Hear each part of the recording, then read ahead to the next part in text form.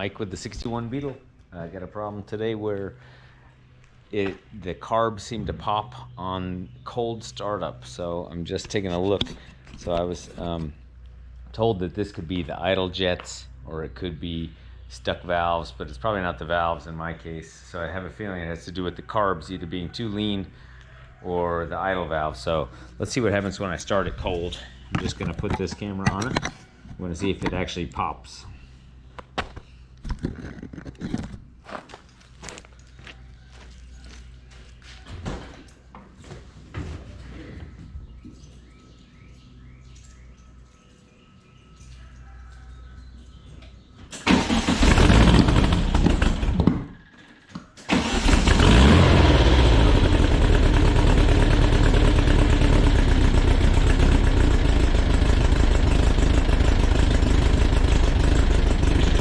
What was that? Man, there was definitely some popping going on. So I couldn't really see what was going on, but oh, also what's going on with my fan belt here? Hang on a sec. More going on than more bad stuff going on than I want to admit. Okay, so the fan belt, look at that. It's just fraying here somehow, so that I've got to take care of. Also, there was this pop, and I don't know where that came from. So I'm going to do a little investigation. Maybe, I don't know why this fan belt would be coming apart, but anyway, I'm gonna check this out.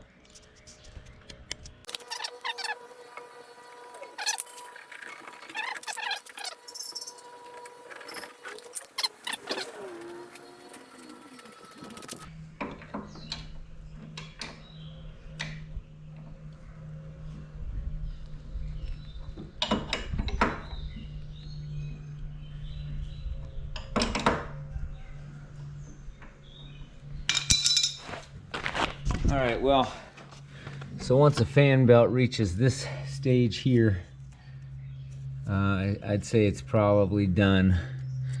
I don't know, I think I could probably shim this out this way, because I think what's happening is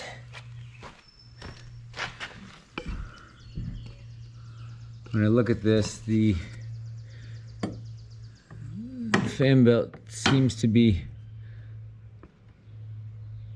it seems pretty straight, but when I look at it, it looks like it's tilted this way just a little bit. So if I could shim this out just a tiny bit, when I change the fan belt, basically make that fan belt a little straighter, then maybe this won't do that. So let's go ahead and take care of that first. All right, well, it's a 21 millimeter on the on my generator. So I'm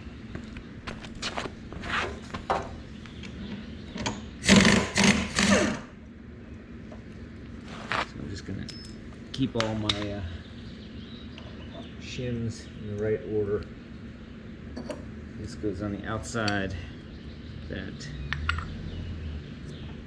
and then I need to see if I can shim this out just a little bit to get that straighter. The question is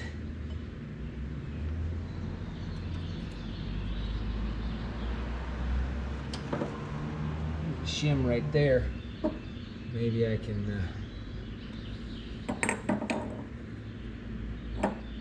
so ideally I pull that out just a little bit. But the way this was on there was like this, one of these here. So that's how that goes. Question is that's on there. There's a little shim underneath there. I have to be careful of that Woodruff key. So what I need to do is shim this out just a tiny bit to because I don't really want to mess with the pulley. So I'm thinking I just want to pull the generator pulley out just a tiny bit, because look what it did to my fan belt. Just one side of it was getting worn down too much. So my new fan belt here, it's a 905. So that should be fine, but I just want to see if I can shim this out real quick. All right, well, I was able to find one shim like this.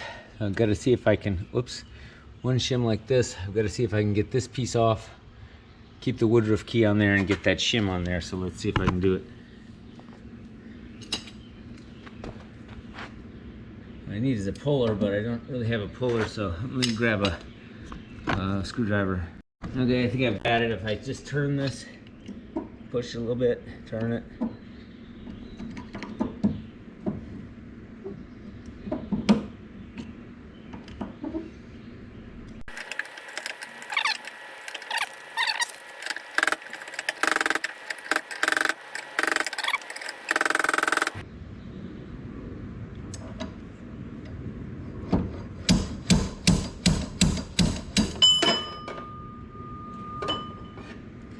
All right, well, I got that.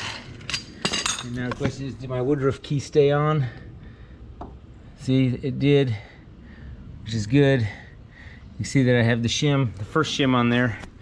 So what I'm gonna do is, I'm putting the second shim on here just to see how well that fits right over the woodruff key. That is gonna push my entire top part of that fan belt is going to be a little bit more even. So now I've just got to get this back on with the woodruff key in place.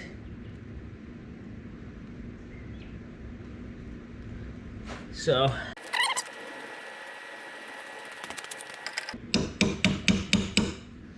make sure woodruff key stays in place, which if you look here, so you can see that the woodruff key just stays nice and level, so I can go ahead and pound that in. I know that the woodruff key is good.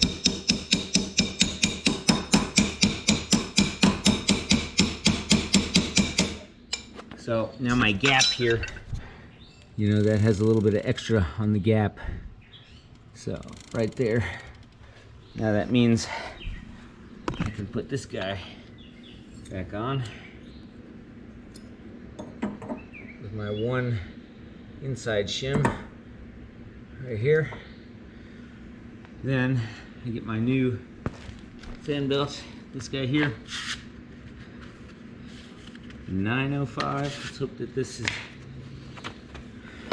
fits well. Right like that.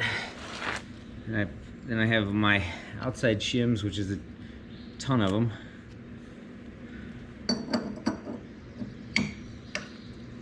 Okay, so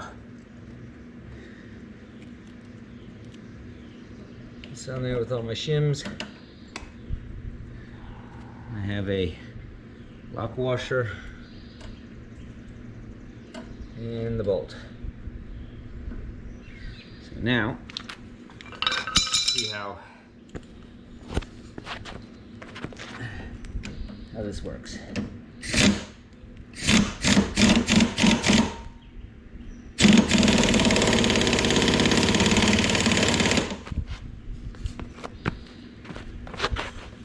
Feels a little loose actually, but let's see.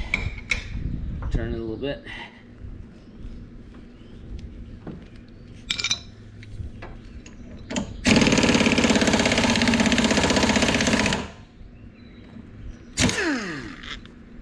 Yeah, it's a little too loose. So what that means is I'm going to take out that inside shim. That means I'll have no shims in there.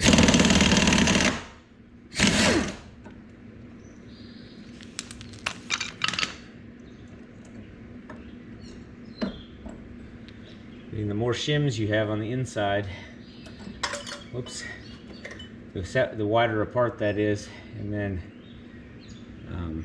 so you have 9 shims. I think the shims, you either put them all on there, either on the inside or outside, but mine all happen to go on the outside here. See how this works. Whoops.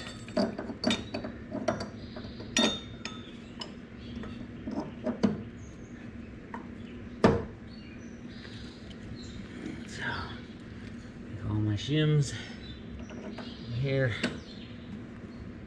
My lock washer. Big bolt or nut.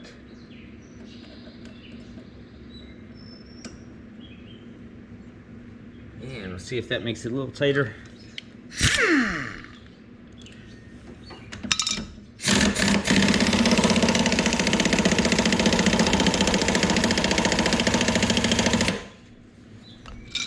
Turn it just a little bit.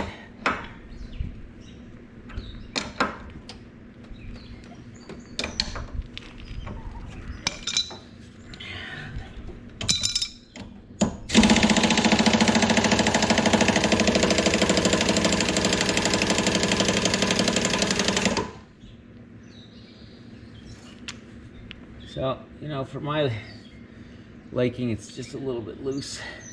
You're supposed to be able to squeeze it half an inch or 5/8 of an inch. But as far as being straight, let's run it. See if that seems a little straighter.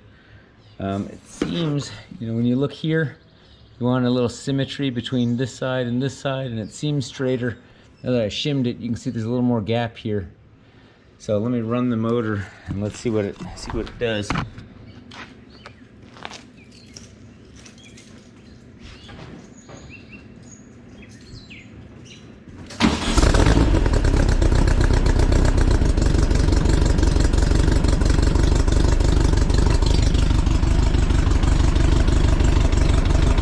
little wobble in the there, but overall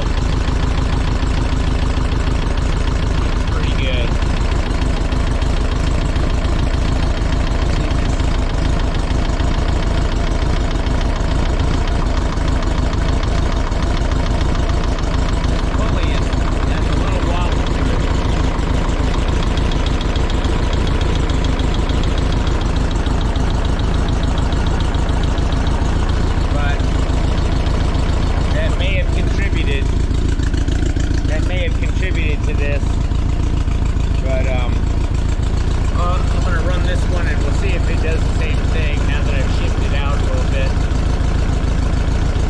Okay, so that's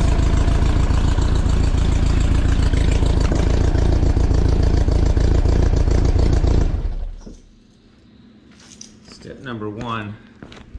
Step number two is going to be to just check these carbs for just balance. Could either be my idle jet or my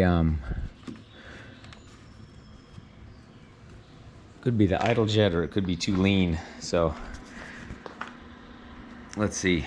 I'll get the snail and let's check that. All right, checking this with the snail.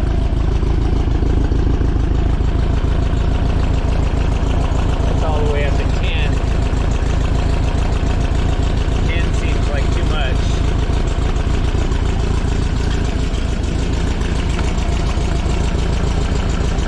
See, that one is at 6. This one being at 10 tells me there's definitely a bit of a problem here. So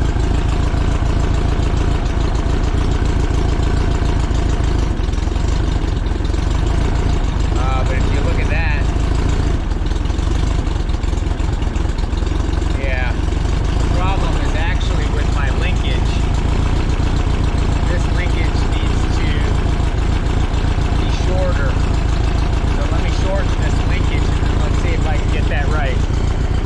Yeah, so the problem is that this linkage here is too long, so it's keeping this thing from touching right here, which is putting this snail measurement at 10 and that one is at 6. So that's causing some popping, I think. I suppose it could be something else, but that seems to be causing some kind of popping. So what I need to do is shorten the shorten this little linkage bar. See if that helps me.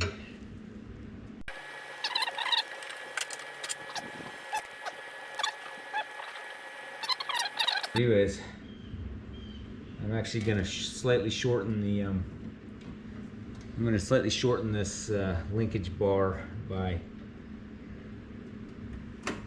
grinding it down a little bit. So I did this before, you can already see, but basically I grind this down and I can make it a little bit shorter. I'll just set this camera up here for a second. This is a mess in here right now, but if all I should need to do is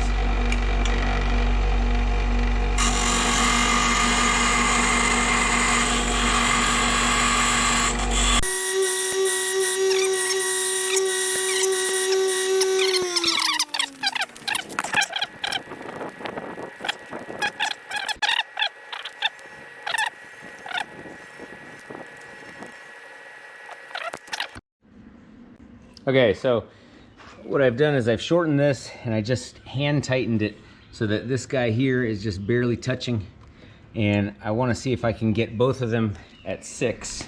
So let me start the motor and let's see if I can get the air both at 6.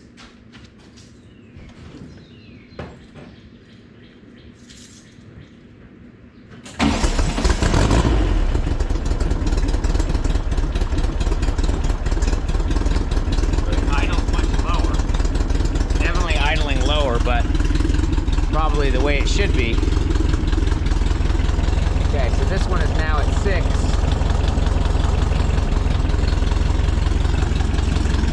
This one is also at 6. So now that seems much better. And the idle is now, it used to idle at 1,000, so now it's idling more like, that looks like 650 or 700. So I would say this is great. I could probably stand to, and I had all the lean best idle and all that, all those settings were already good. But I think what I'm gonna do, since I can't really get my hand in there very well, is for right now I'm gonna leave it. Just going to assume that my main problem was just the linkage, and I'll drive this for a couple of days and we'll see how that goes. So yeah, that's great. So basically that was replacing a frayed fan belt and changing the alignment, and then my linkage had 10 on the snail on the left and 6 on the right, so I shortened the linkage by grinding it and made it 6 on both sides. Now it idles at 700 and looks pretty good. So anyway, yeah, that's the Beetle. Like or subscribe, and talk to you guys soon.